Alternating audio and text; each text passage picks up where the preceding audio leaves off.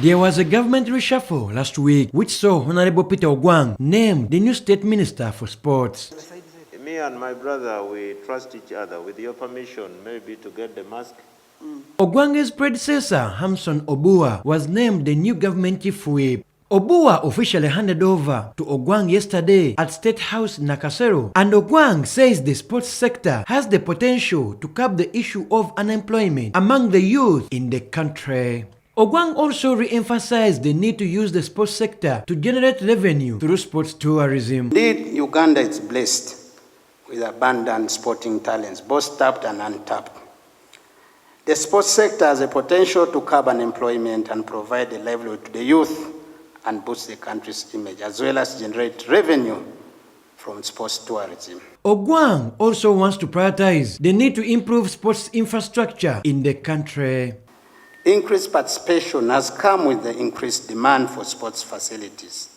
And like my brother said, we want to thank you and government for what it's doing.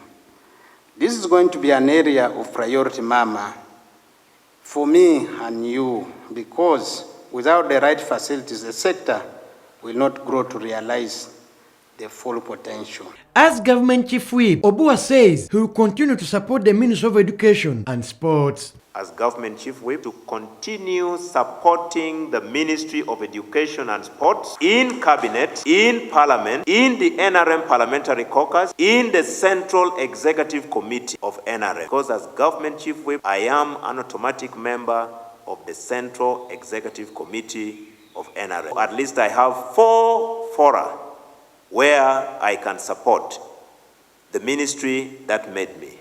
The ceremony was presided over by Minister of Education and Sports, the First Lady, Janet Museveni. She thanked Obua for the job well done and wished him well in his new role as government chief whip.